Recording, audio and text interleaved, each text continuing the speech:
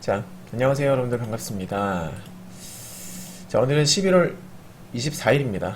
일요일이고요. 지금 시간은 22시 22분 지나고 있습니다. 네, 우리 주간 증시 전망 한번 진행해 보도록 할게요. 자, 최근에 제가 10월 중순부터 우리 국장 위험하다 말씀을 드렸고, 그 이후로 실제로 급락이 나왔어요. 그죠? 그리고 제가 10월 27일에도 위험하니까 줄이세요 라고 말씀을 드렸죠. 네.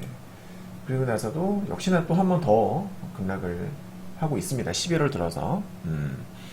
제가 10월 31일에도 아직 끝난 거 아니다, 국장 또 빠질 수 있다 말씀드렸는데 역시나 급락을 하고 있고, 그래서 제가 이제 지난주죠. 지난주 일요일에 이제는 국장이 빠질 만큼 빠졌으니까 이제부터는 분할 매수 좀 하자, 분할 매수 관점으로 이제 들어가자. 제가 위험하다고 할 때는 하지 마시라고 말씀드렸고, 이제는 사도 된다. 그래서 지난 월요일부터 실제로 우리 VIP 회원님들도 주식을 좀 사기 시작을 했고, 이번 주에 수익이 꾸준히 났어요. 예. 그러니까 저는 항상 시장의 방향성에 따라서 완급 조절을 하는 스타일이에요. 시장이 올라갈 때가 되면 주식 비중을 늘려주고, 위험하다 싶으면 주식 비중 줄여주고, 인버스를 사는 뭐 리스크 관리 해주고, 그런 식으로 배팅을 해왔습니다. 예. 근데 운이 좋게도 지금까지 국장이 사실 지난 7월달부터 급락을 했는데 급락장에서 깨진 적이 없어요.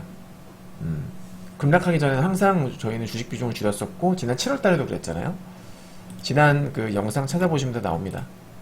지난 7월달 전에도 제가 위험하다고 미리 말씀드렸었죠. 그때도 급락장 피해갔죠.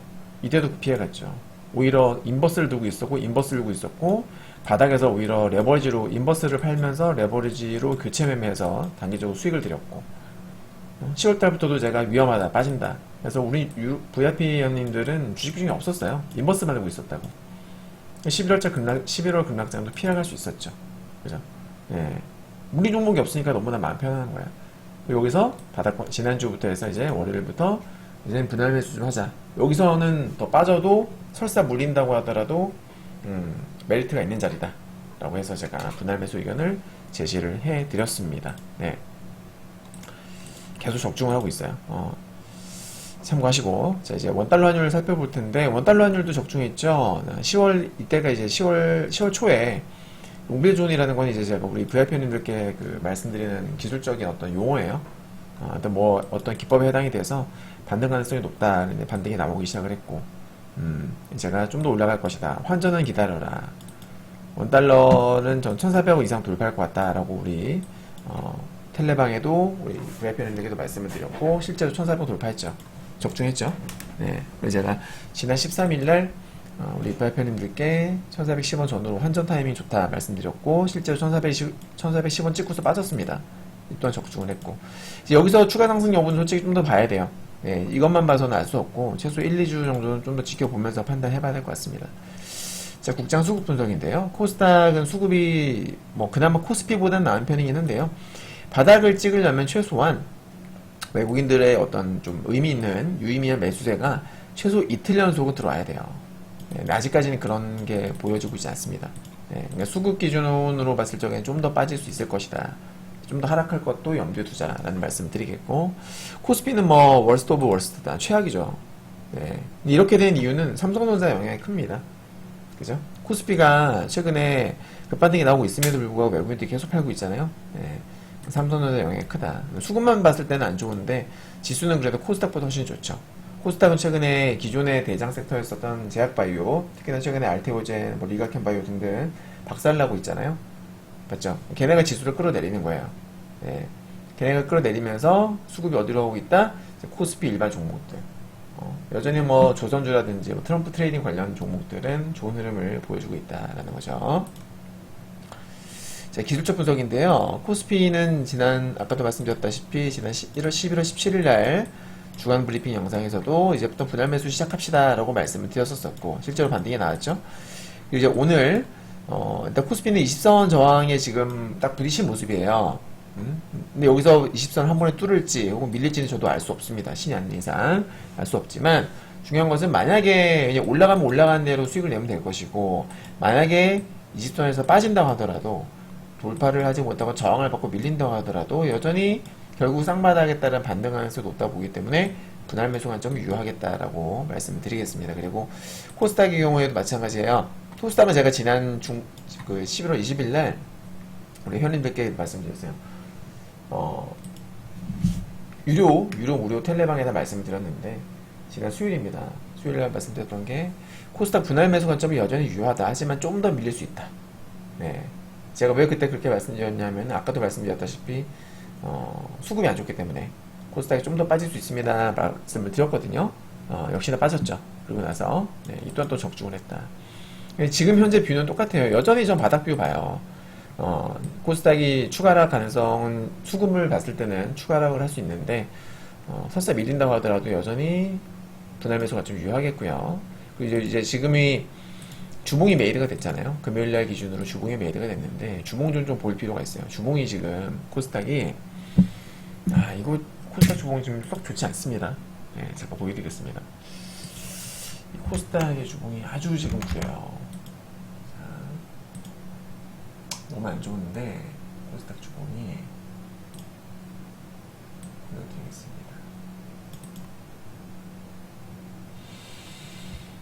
짜잔. 주봉 어디냐? 여기다.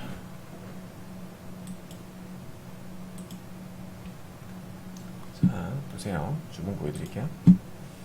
주봉. 코스닥 주봉. 네. 자, 보시면은 현재 이렇게 되어 있어요. 이렇게 되어 있는데 기존에 이제 추세선 말고 제가 다른 거를 한번 좀 그어 볼 겁니다. 다른 추세선을 그어 볼 건데 뭐냐면 자, 보세요. 음.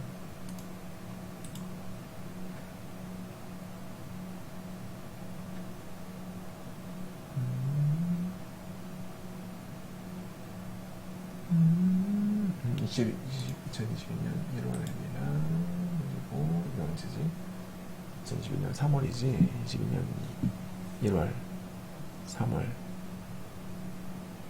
잠깐만요. 이건가? 요거다. 맞네. 네. 선 하나 그어봤습니다. 잘 보여요. 그죠, 여러분들? 딱 눈에 보이죠? 눈에 띄죠? 그죠? 그리고 또 요것도 한번 그어볼게요. 보세요. 얘랑, 그리고, 얘랑도 이렇게 그어볼 거예요. 자, 어떻습니까? 뭐가 지금 딱 눈에 보이나요? 눈에 띄는 추세가 있죠? 지금. 잘 보십시오. 자, 선을 제가 두 개의 라인을 잡아놨어요. 일단은 여기 21년도 저점, 그리고 여기 지지받고 올라가고 지지받고 올라가고 지지선이죠? 그 다음에 여기서는 저항을 받아요. 그죠? 네, 그러다가 쭉 옵니다. 그러다가 여기도 또 한번 저항받고 또 지지받고 여기서 또 지지받고 여기서도 지지받고 지지받고. 근데 이번에 지지받았나요? 이탈하고 있네요 지금. 그죠? 이탈하고 있습니다. 그 밑에 라인도 마찬가지죠. 그 밑에 라인은 두 개 같이 보시면 돼요. 똑같은 의미예요. 지지받았던 자리, 지지받았던 자리. 근데 지금은 지난주에 사실 꼬리가 달렸어요. 지난주에. 그리고 꼬리 달렸고 이번 주에 양봉 시도를 했는데 제약바이오가 막 찍어 누르면서 양봉 마감 실패했다고. 맞죠 여러분? 그러니까 기술적으로는 지지를 받는 양봉이 나왔었어야 될 자리에서 지금 실패했기 때문에 좋지는 않다. 근데 물론 이제 지난주에 이렇게 연봉이 나왔다 이번 주에 갑자기 반등이 나오면서 양봉이 될 수도 있어요. 그러니까 이번 주가 정말 중요합니다. 이번 주에 양봉, 도톰한 양봉이 나오면은 코스닥은 반등이 나올 수 있겠고, 이때까지 우리가 여기서 예상해서 봐왔던 이런 반등이 있죠. 이런 반등. 네. 이번 주에 통통한 양봉이 나와주면은 코스닥 반등 볼 수 있다. 과거에도 여기서 계속 큰 어떤 반등이 나왔던 자리이기 때문에, 그죠? 네, 이번에도 기대를 해볼 수 있는 거예요. 근데 빠지게 되면 좀 더 밀릴 수 있다는 거. 좀 더 밀릴 수 있다는 거. 그것을 염두에 두어야 될 것 같습니다. 만약에 빠지게 되면 어디까지 봐야 돼요? 최소 못해도 이 전저점 테스트는 나올 수 있다. 저점 테스트는 나올 수 있다. 미국은 막 이게 지금 어떤 가격대냐면 한참 긴축, 미국이 초고속 긴축을 하면서 주가가 전 세계 증시가 다 빠졌잖아요. 그때 저점 부근이에요. 지금 말이 안 되는 거죠. 예. 다른 나라는 다 신고가 랠리가 나왔단 말이에요. 대만, 일본, 미국 다 나왔어요. 중국도 얼마 전에 급등 나와가지고 우리나라만 지금 전 세계 꼴등이에요. 꼴등. 정말 최악의 증시다. 지수가 올라가야 종목들도 승률이 올라가는 건데 지금 지수가 이 모양 이 꼴이니 참 너무나 안타깝습니다. 네. 자, 아무튼 그렇습니다. 그래서 지금 코스닥의 주봉이 너무 구리다. 좋지 않다. 반면에 코스피 같은 경우에는 지난주에 그래도 제법 괜찮은 상태로 마감을 했어요. 코스피는 보시면 볼벤을 이탈을 했어요. 볼린저벤 이탈을 하고 나서 통통한 양봉으로 마감을 했죠. 그죠? 꽤 괜찮습니다. 예. 그러니까 이제 코스피는 비록 최근에 이제 삼성전자 많이 빠졌다가 삼성전자도 이제 지지를 받는 모습인데 반등이 살짝 나오지 않았습니까? 그죠? 아무래도 시가총액 1위 종목이다 보니까 삼성전자가 지수에 미치는 영향도 크다. 클 수밖에 없다. 예. 삼성전자가 최근에 반등을 나왔고 여전히 뭐 수급만 봤을 적에는 여전히 안 좋아요. 삼전에 대한 수급이 진짜 안 좋습니다. 얘 때문에 코스피 전체 수급도 안 좋게 나오는 거고 하지만 삼전이 조금 이제 반등이 나오면서 지수도 어느 정도는 정확하게 보시면 봐봐요. 삼전이 반등이 나오면서 코스피 지수도 같이 올라온 거예요. 봐봐요. 그죠 여러분들. 그만큼 큰 영향력을 행사한다. 우리 코스피 지수에. 그죠? 네. 저는 개인적으로는 삼성전자를 비롯해서 코스피 지수는 지금 그나마 좀 코스닥보다 훨씬 나아 보인다. 이렇게 저는 보고 있습니다. 자, 일정 이슈 한번 체크를 해보도록 할게요. 자, 이번 주는 뭐 별로 대단한 거 없어요. 11월 27일 날 우리나라 시간으로 새벽 4시에 회의록 공개가 되고요. 예, 뭐 지난번에 있었던 FOMC 회의에서 나왔던 얘기들 거기서 이제 어떤 의원들끼리 무슨 얘기를 했고 뭐 이런 것들에 대해서 뭐 금리에 대해서 어떤 의원들이 어떻게 얘기를 했고 뭐 이런 것들 얘기가 나오게 될 겁니다. 예, 이미 시장에 반영이 된 부분이기 때문에 크게 어떤 뭐 변동성은 없을 거라고 생각하고요. 11월 28일 날 이제 00시에 10월달 PCE 개인 소비 지출 물가 지수가 발표가 됩니다. 이번 주에는 드디어 미국의 이제 추수감사절 땡스기빙 데이 이걸로 이제 휴장인데요. 요거는 이제 참고로 매년 11월 달에 넷째 주 목요일 날 땡스기빙 데이가 있고 그 다음에 이제 29일에는 블랙 프라이데이 매년 찾아오는 이날 새벽 3시 조기 폐장입니다. 그래서 휴장 다음에 조기 폐장이 있다. 그래서 제가 한번 호기심이 생겨가지고 조사를 해봤어요. 매년 추수감사절 때 혹시라도 무슨 공통되는 패턴이 있을까 하고 봤는데 자 보여드리겠습니다. 작년이고요. 작년에는 2, 3일 그러니까 목요일이 땡스기빙 데이이기 때문에 월, 화, 수는 장이 열리죠. 그래서 3일 동안 올랐습니다. 그죠? 작년에는. 그리고 22년에는 마찬가지 빠졌다가 올랐어요. 그리고 21년에는 빠졌습니다. 그리고 20년에는 하루 빠졌다가 올랐어요. 그리고 28년에는 빠졌습니다. 그리고 11월에는 빠졌다가 올랐습니다. 그죠? 네, 뭐 또 공통적으로 무조건 이렇게 된다. 그런 건 없어요. 없는데 전반적으로는 이제 하락도 있었고 상승도 있었어요. 그래서 뭐 케바케트 결과적으로는 케이스 바이 케이스였다. 네, 뭐 공통된 패턴은 없는 걸로 이렇게 결론 내겠습니다. 자, 흥미로운 자료를 좀 가져왔어요. 27주 연속. 25주도 아니고 24주도 아니고 27주. 프레드에서 제공하는 데이터예요. 27주 연속 장기 실업자 수 추이인데 이거 흥미롭죠. 보십시오. 지금 27주 연속으로 직장을 구하지 못하고 있는 일자리 구하지 못하고 있는 사람들의 어떻게 되고 있어요? 급속도로 증가하고 있습니다. 자, 과거에도 이럴 때가 있었다 없었다? 있었다. 참고로 이 회색 음영은 경기 침체입니다. 자, 이 당시에 보시면은 쫙 늘면서 경기 침체 들어가고 이때는 이제 이미 코로나가 먼저 터져가지고 경기 침체에 들어갔던 케이스죠. 2020년도는 8 보십시오. 이때 공통점이죠. 이게 급증을 할 때는 어김없이 경기 침체가 찾아왔었다라는 거 100%입니다. 그죠? 100%죠. 근데 지금 시장에서는 어때요? 소프트 랜딩이다, 골디락스다, 막 이런 얘기만 나오고 있잖아. 이제 트럼프가 집권하면서 과연 내년에 어떻게 될지 너무 궁금합니다.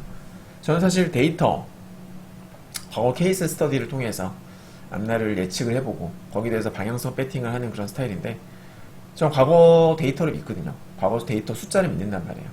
예, 매우 신뢰합니다. 왜냐면 2년 동안 그렇게 해가지고 해외 선물로 수익이 많이 났거든. 저도 많이 벌었고 우리 VIP님들 많이 벌었고 그죠? 예. 근데 제가 해외 선물 방향성을 판단을 함에 있어서 가장 제가 신뢰했던 것들은 결국 케이스 스터디예요. 과거 사례는 어땠는가? 과거 이럴 시그널이 나왔을 때는 올랐는가 떨어지지 않는가? 이런 것들. 2년 넘게 이걸로 저는 밥 먹고 살았기 때문에 저는 앞으로도 이런 식으로 여러 가지 사례들을 분석을 하면서 방향성을 예측을 해 올 겁니다. 해 갈 건데, 아무튼 지금 보여지는 것들로는 분명히 경기 침체가 앞으로 올 것 같다. 네, 올 것 같다. 저 개인적으로는. 근데 경기 침체 구간 들어가게 되면 증시는 어떻게 될까요? 당연히 빠집니다. 당연히. 뭐 금리 인하고 뭐 일단 빠집니다. 네. 자, 신규 실업수당 청구 건수예요. 요거는 매주 발표되는 거죠. 근데 요거는 보시면 어떻습니까? 신규 실업수당 청구 건수는 오히려 요즘에 떨어지고 있어요. 계속 올라간 추세 보이다가 최근에 거의 한 달 넘게 하락을 하고 있습니다. 근데 흥미로운 점은 뭐냐면 연속 2주 연속으로 실업수당을 청구하고 있는 사람들은 급증하고 있다는 점이죠. 자, 상반된 자료가 나타나고 있습니다. 이걸 우리가 어떻게 해석을 해야 될까? 신규 실업수당은 감소하고 있고 연속 수당은 증가하고 있다. 자, 이 말은 뭐냐면 결국 대규모 해고는 지금 없다. 기업들이 지금 대규모로 해고를 하고 있지는 않는 상황이다. 다만 노동 수요가 감소, 노동 수요가 감소를 해서 기존의 실직자들이 재취업이 어렵다라는 거예요. 그리고 중요한 것은 해고된 사람들이 놀고 있는 게 아니라 구직 활동을 계속 하고 있어. 하면서 실업 상태를 유지하고 있다라는 거예요. 그죠, 여러분들? 즉, 뭐다? 노동 수요가 감소했다라는 거예요. 일자리를 지금 구하는 게 쉽지 않다라는 겁니다. 맞죠? 근데 저는 이런 생각이 들었어요. AI가 영향을 미쳤을 수 있겠구나. 실제로 AI가 등장을 하면서 관련 직종들, AI가 사실 쓰이는 직종들이 상당히 많죠. 써보신 분들은 아마 느낌이 올 거예요. 써보신 분들은. 안 써보신 분들은 감이 안 올 수 있는데 써보신 분들은 아마 감이 올 겁니다. 이미 겪어보신 분들 계실 것이고 AI로 인한 해고를 당하신 분들 계실 거고 근데 이런 게 제가 봤을 때 영향을 미쳤을 수 있다. 근데 이제 사실 AI로 인해서 그러니까 대규모 해고까지는 아니었지만 사람들이 할 수 있는 일들을 이제 AI가 대체하면서 일부 직종에서 그죠? 네. 해고가 일어났고 근데 그 사람들이 재취업이 어려운 것은 그 사람들이 일할 곳들을 이미 AI가 대체하고 있기 때문에 이렇게 해서 이런 현상이 나타나는 거 아니겠는가라고 저는 생각이 들었어요. 생각을 한번 해봤습니다. 네. 자, 정리해보면 대규모 해고 없이 노동시장은 지금 안정을 찾고 있는 거예요. 안정을. 지금 실업 상태 유지하고 있는 게 안정입니까? 네, 안정이에요. 왜냐면 제가 말씀드리는 안정이라는 것은 코로나 팬데믹 이후에 노동시장이 너무 과열됐었잖아요. 그죠? 너무 과열됐었거든요. 일자리를 구하는 사람도 많았고 그리고 이미 그러니까 일자리도 되게 많아졌었고 실제로 구직자 수도 많아졌고 요즘 수요도 많았고 예, 노동 수요도 많았고 공급도 많았고 막 너무 뜨거웠단 말이죠. 전체적으로 시장 물가도 막 상승하고 그럴 때였었어요. 그래서 연준은 그거를 냉각시키고자 했던 거죠. 그래서 금리를 마구마구 올렸던 거 아닙니까? 그죠, 여러분? 자, 그래서 정리를 해보면 지금 시장 대규모 해고 없이 노동시장은 안정을 찾고 있는 겁니다. 냉각이 되고 있는 것이고 완화가 되고 있는 거죠. 이렇게도 표현할 수 있는 거겠고 때문에 이것은 결국 골디락스 또는 소프트 랜딩. 자, 경제가 좋을 때 여러분들 실업률이 제로가 아니에요. 기본적인 정상적인 실업률은 항상 있습니다. 경제가 좋으면 실업자가 없어야죠. 아니에요. 잘못 생각하신 거예요. 기본적으로 3%대 실업률은 유지가 되는 게 맞아요. 네, 경제가 좋을 때도 2~3%대면 너무나 준수한 겁니다. 실제로는. 그래서 현재 이런 상태면은 골디락스 내지는 소프트 랜딩 가능성이 충분히 우리가 예상을 해볼 수 있는 거죠. 하지만 여전히 실직자들이 구직 활동을 함에 있어서는 어려움을 겪고 있다. 즉 미국 노동시장은 지금 너무나 중요한 임계점. 좋게 볼 수도 있고 안 좋게 볼 수도 있는 이런 상황이에요. 그럼 페드 입장에서는 뭐 해야 돼요? 인플레이션 우려에 따른 긴축이라는 것은 동결. 지금 이제 현재 최근에는 금리를 인하를 하고 있습니다만은 언젠가는 분명히 동결을 할 거란 말이죠. 야, 이대로 가다가는 안 될 것 같아. 마침 또 트럼프도 돼가지고 관세 매기고 하면은 인플레이션도 올라갈 수 있는데, 계속 여기서 금리 인하를 하게 되면 당장 경제 지표들은 좋잖아요. 경제 지표들이 꾸준하게 잘 나오고 있단 말이죠. 근데 여기서 계속 인하를 한다? 인하는 완화 정책이에요. 그럼 경제가 차가워져, 뜨거워져? 당연히 뜨거워지죠. 뜨거워지면은 물가는 당연히 다시 상승을 합니다. 인플레이션 우려를 하면서 우려에 따른 동결 내지는 인상을 하게 되면은, 하게 하거나, 혹은 완화, 지금의 이 금리 인하 모드를 계속 유지한다. 둘 중 하나겠죠. 그죠? 그러면, 결과는 어떻게 될까? 자, 첫 번째, 긴축 모드로 가게 되면은 노동시장은 더 냉각을 하게 될 거예요. 냉각이 되죠. 냉각이 됩니다. 냉각이 되면서 실업률이 급증을 하면서 기존 전망인 소프트 랜딩에는 아마 실패를 하게 될 것이고, 그리고 하드 랜딩 내지는 경기 침체로 가겠죠. 반대는 뭐예요? 노동 수요가 완화되는, 그러니까 금리 인하를 지속하게 되면 노동 수요는 서서히 완화가 돼요. 왜? 이제 기업들의 사정이 좋아지는 겁니다. 금리가 낮아지니까 기업들도 이제는 조금 숨통이 트이는 거예요. 대출이자도 낮아지고 할 테니까 대출받기도 좋은 여건이 될 것이고, 노동 수요가 이제 기업이 숨통이 트이니까 투자도 하고 공장도 짓고 하면서 그죠? 한단 말이죠. 네. 그래서 어떻게 돼요? 노동 수요는 이제 일자리가 늘어납니다. 그러면은 실업률은 지금보다 좀 더 완화가 되겠죠. 떨어지겠죠. 네. 여기서 실업 상태를 유지하고 있던 사람들이 줄어들 거라 그 말이에요. 그러면은 다시 어떻게 돼요? 인플레이션이 재상승된다. 그러니까 지금 되게 중요한 기로에 놓여 있다. 미국 경제가 어렵습니다. 정말 어렵습니다. 어떻게 될지는 예측은 할 수 없어요. 하지만 저는 그냥 딴 거 다 떠나서, 네, 다 떠나서 그냥 요것만 볼 때는 결국 경기 침체로 가지 않겠는가, 라고 생각을 하고 있어요. 네. 자, Fear and Greed 인덱스는 현재 그리드 단계에 유지하고 있고요. 12월 달에 있을 FOMC에서는 이제 금리 동결이 47.3%, 인하는 25bp 인하는 52.7% 나타나고 있습니다. 이 숫자는 계속 바뀝니다. 자, 이제 미국 지수 분석을 해볼 겁니다. 저희가 지금 2022년 10월 달부터 24년 10월까지, 11월 달은 아직 마무리가 안 됐기 때문에 공식적으로 안 나왔고, 10월까지는 지금 뭐 엄청 좋은 스코어를 기록을 하고 있습니다. 여기 나오는 이 표들은 1배수 기준이에요. 1배수라는 것은 해외 선물 해보신 분들 아시겠지만은 제가 리딩을 할 적에 롱 1개, 롱 1개 매수하세요. 혹은 숏 1개 매수하세요. 숏이란 거는 지수 떨어지는 걸 베팅하는 거고, 롱은 올라간 다음에 베팅을 하는 건데, 제가 롱 1개 매수하세요, 숏 1개 매수하세요 라고 말씀을 드렸을 때 딱 1개 매수하시는 분들이에요. 그게 이제 1배수예요. 여기 나오는 건 1배수 기준입니다. 1배수 기준의 수익률이고요. 알겠죠? 예. 그리고 회원님들 투자금에 따라서 또 경력에 따라서 배수는 당연히 달라질 수 있겠죠. 많게 하시는 분들은 20배 이상도 하시는 분 계세요. 저도 한때 그렇게 했었고, 그래서 못해도 뭐 적게는 1배수부터 일반적으로 뭐 2배수, 5배수까지 많이 하십니다. 많이 하시고 10배수 이상 하시는 분도 계시고, 그러면 만약에 10배수를 한다고 하면은 이 수익금에 곱하기 10을 하시면 되는 거예요. 공식 리딩을 100% 따른다는 전제하에. 네. 2배수 하시는 분들은 여기서 수익금에 곱하기 2를 하시면 되는 겁니다. 알겠죠? 그래서 결국 수익률과 수익금은 본인의 배수 결정에 따라서 달라진다. 배수에 따라 달라지는 겁니다. 알겠죠? 중요한 것은 뭐예요? 1배수 기준으로 이렇게 이 정도 데이터가 나오고 있으니 이걸 기준으로 한번 계산을 해보시라는 거예요. 가입에 관심이 있으신 분들은 이걸 기준으로 계산해보셔라. 우리나라 한국 주식 시장과 비교해보면 어떻습니까? 말도 안 되는 너무나 좋은 수익률이죠? 기가 막히죠? 네, 지난 4월달부터 지금 몇 개월? 둘, 셋, 넷, 다섯, 여섯, 일곱, 7개월 연속으로 두 자릿수 수익률을 기록을 했습니다. 7개월 연속으로. 엄청 좋은 스코어예요. 요건 제가 2023년도 작년에 해외 파생 확정 수익, 이거 양도소득세 신고했던 자료고요. 자, 나스닥 볼 건데요. 제가 지난주에 이제 나스닥 반등 가능성 염두두자라는 영상을 올렸습니다. 실제로 반등이 나왔죠? 그죠? 반등이 나왔습니다. 적중했고, 급반등까지 아니었습니다만은. 근데 최근에 재미있는 게 있어요. 최근에 미증시의 흐름은 어떻다? 바로 순환매입니다. 순환매. 자, 시가총액 상위 종목들, 엔비디아를 비롯한 시총 상위 종목군들은 최근에 약세예요. 약세입니다. 최근에 누가 가고 있느냐? 중소형주들이 미친듯이 가고 있어요. 러셀 2000 지수 같은 경우에는 목요일, 금요일 이틀 연속으로 1.5%씩 올랐어요. 목요일에도 1.5% 이상, 금요일에도 1.5% 이상 올랐습니다. 미친듯이 올라갔어요. 네. 하지만 나스닥은 올랐나요? 나스닥은 보합으로 머물렀다. 나스닥 지수는 그냥 보합에 머물렀다라는 거죠. 순환매입니다. 순환매.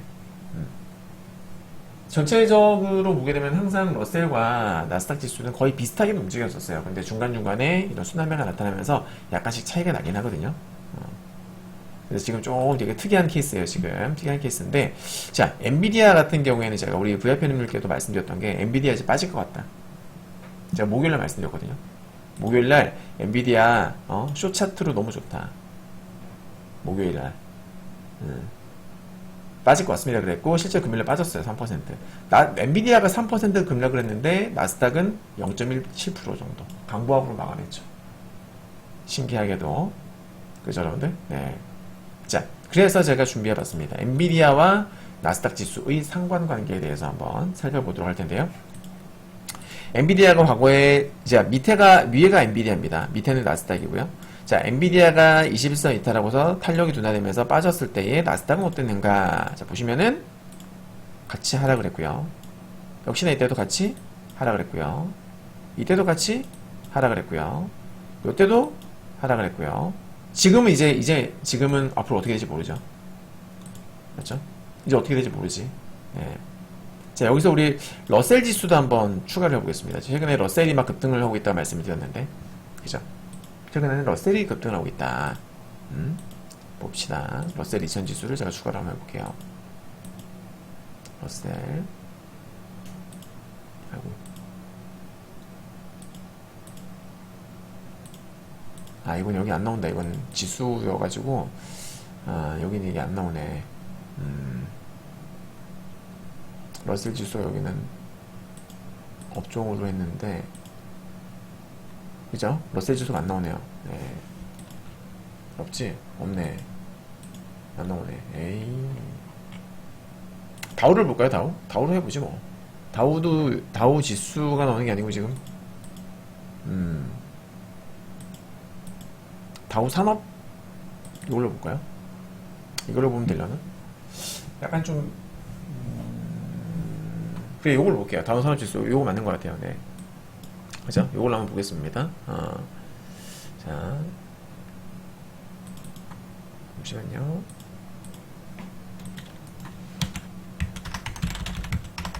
비교를 해보는 거예요. 이 또한 마찬가지로 비교를 해보는 건데, 자, 엔비디아가 빠질 때에 다우지수랑 나스닥을 동시에 한번 비교해보자 그 말입니다. 자, 보겠습니다. 자, 엔비디아 빠졌을 때에 다우도 같이 빠졌었고요. 이때는 그죠?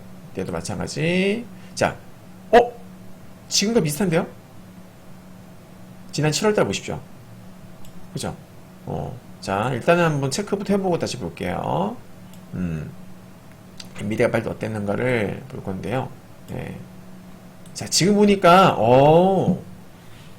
봅시다. 자, 엔비디아 빠질 때, 요때, 지난 4월달입니다. 나스닥도 빠졌고, 다우도 같이 빠졌어요. 근데 지난 10월달에 엔비디아 빠졌고, 나스닥 빠졌는데, 다우가 올라가네요. 지금과 매우 비슷해요. 그죠, 여러분들? 지금과 아주 비슷합니다. 네. 다우가 지금 때 아닌 급등이 나오고 있거든요. 다우가 참고로 러셀과 지금 똑같이 움직이고 있습니다. 러셀 지수가 안 나와서 다우 존스 대체하는 건데, 그러네요. 그죠? 그리고 지난 10월달에는 같이 빠졌고요. 그러니까 같이 빠질 때가 있는가 하면은, 따로 엇박자 타면서 얘 혼자 갈 때가 있네. 그렇게 지금 결론이 납니다. 그죠, 여러분들? 네. 재밌다, 이렇게 보니까. 이게 이제 제가, 사례 분석을 되게 좋아하는 이유예요. 자, 이번에는 엔비디아 올라갈 때 볼 건데, 자, 지난 5월달, 6월달에 엔비디아가 급등이 나올 때가 있었습니다. 자, 보십시오. 엔비디아가 올라가면서 나스닥도 올라갔는데, 그때 다우는 어떻게 돼요? 빠지고 있네요. 그죠? 엔비디아 급등 나오고, 나스닥 올라가다가 한번 눌렸다가 또 가고, 근데 다우는 계속 빠져요. 빠지다가 약합니다. 결국 이 또한 순환매라고 볼 수가 있겠죠. 그죠? 업종별로도 이렇게 순환매가 분명히 존재한다. 종목들로도 있고, 업종별로도 이렇게 순환매가 존재한다. 때로는, 그러니까 나스닥은 이때까지 엔비디아와 100% 똑같이 움직였다. 그죠? 확인되죠? 네. 근데 다우는 가끔씩 엇박자를 탔다. 이렇게 지금 정리가 되네요. 자, 그리고 지금은 다우가 엇박자를 타고 있다.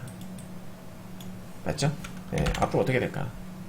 일단 엔비디아가 제 예상대로 만약에 엔비디아가 제 예상대로 추가 하락, 그러니까 여기서 이제 제가 말씀드리는 추가 하락이라는 것은 월요일날 바로 빠집니다 이런 게 아니에요.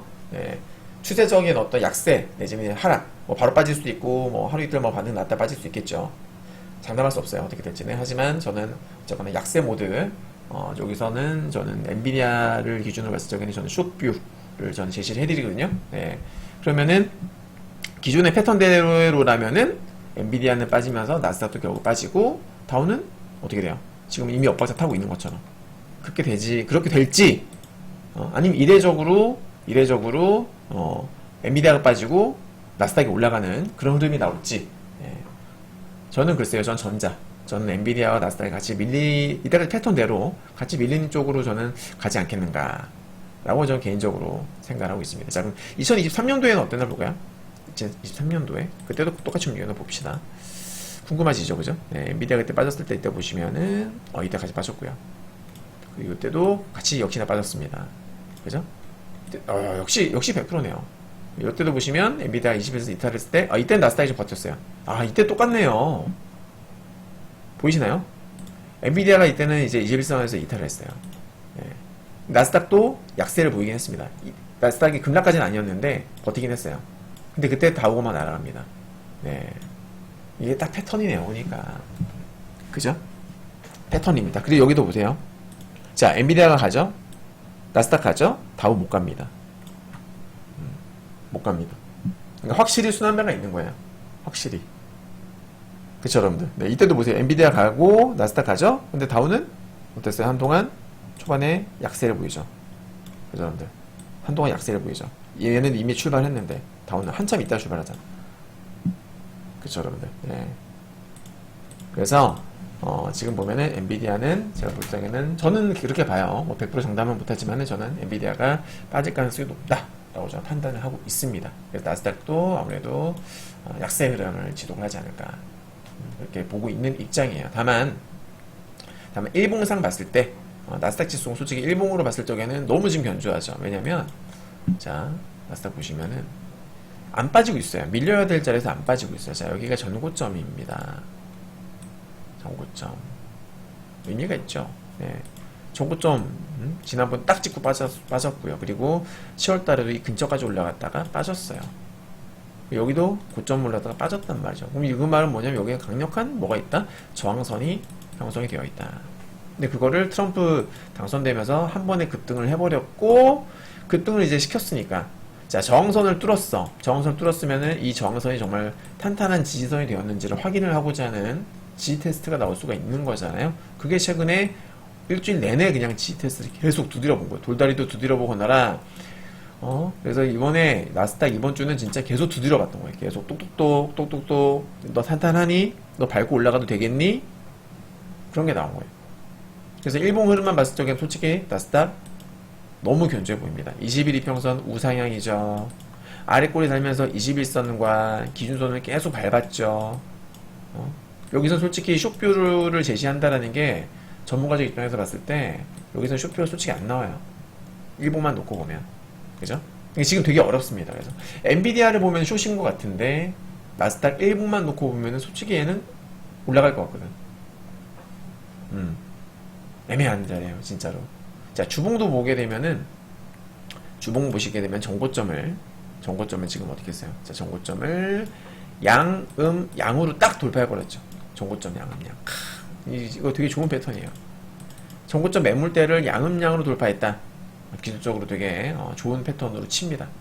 네, 매우. 그래서 요것도 상당히 조금 이제 뭐랄까 되게 롱스러운 패턴이다. 하지만 그럼에도 제가 지금 뚜렷하게 강력하게 롱입니다 라고 외치지를 못하겠어요, 솔직히. 네, 어려워요. 과거의 사례를 참고를 해보게 되면은 잘 보세요. 여기도 자, 이 정고점이 이렇게 있습니다. 있죠? 여기를 양으로 하더니만은 쭉 올라가죠. 물론 원위로 올라간 건 아니고 분명히 중간에 눌림이 있습니다. 이렇게 눌리고서 올라갔었는데, 네. 정고점은 원래 양봉, 양봉으로 올라간 돌파를 해주는 거는 기술적으로 좋게 봐요. 100%는 아니지만은 확률상 좋게 본다. 그리고 이때도 보시면 정고점을 자, 양으로 딱 넘겨주죠. 어떻게 돼요? 추가 상승이 나옵니다. 네. 맞죠? 지금도 양음양이기 때문에 추가 상승 나올 수는 있다. 그거 보고 있어요. 하지만 그 상승이 지난주처럼 여전히 제한적이고, 제한적이고. 제가 쭉 보여드릴게요. 대형주들이 최근 어땠냐면, 엔비디아는 여기 보여드렸고, 그죠? 네, 다른 종목들로 보세요. 애플. 다시. 자, 보여드릴게요. 맨 위에 거 보시면 돼요. 네. 애플은 추세는 좋아요. 지금 21선 계속 타고 있죠. 이제 애플, 마이크로소프트는 21선 아래에 있습니다. 아마존 21선 깼고요. 메타 깼고요. 테슬라는 뭐 최근에 다시 올라가고 있고, 알파벳, 구글 최근에 급락 나왔죠. 브로드컴 역시나 빠지고 있는 상태. 그래서 시가총액 1위부터 나스닥 1위부터 10위까지를 봤었을 때에 전체적으로는 확실히 약세다. 근데 왜 나스닥이 안 빠졌느냐? 말씀드렸다시피 중소형주들이 넘어가겠다. 그러니까 소수의 시총 상위주들과 나머지 다수의 중소형주들이 서로 싸운 거예요. 싸운 거예요. 그래서 결과는 뭐다? 나스닥은 팽팽하게 무승부를 거의 끝이 났다. 무승부로 거의. 등락률만 봤을 때 무승부. 차트상으로는 어쨌거나 차트상으로는 지지선을 지켰죠.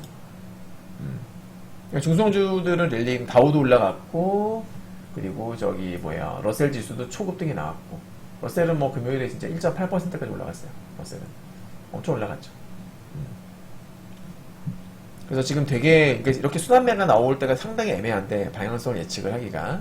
그래서 일단 저는 지금 그래도 저는 그래도 엔비디아가 시가총액 1위인데 지금 엔비디아가 여기서 약세를 가면은 나스닥도 밀릴 가능성이 높지 않겠나 라고 좀 보고 있어요. 그래서 지금 현 시점 기준으로 봤을 때 숏과 롱 컨빅션 퍼센티지를 보면 저는 숏 한 65, 70? 네, 숏 65, 70. 롱은 30, 35. 그 정도를 보겠습니다. 한 65 정도로 할게요. 65대 35 정도로 좀 보겠습니다. 네. 65대 35. 아직 강한 컨빅션은 안 들어요, 아직까지는. 한 65대 35 정도로 보면서, 네, 오늘 브리핑 여기서 마치도록 하겠습니다. 네. 자, 아무튼, 이번 한 주 또 성공 투자 하시길 바라겠고요. 영상을 여기서 마치겠습니다. 감사합니다. 구독과 좋아요, 이 영상에 도움이 되셨다면, 구독과 좋아요 부탁드리겠습니다. 감사합니다.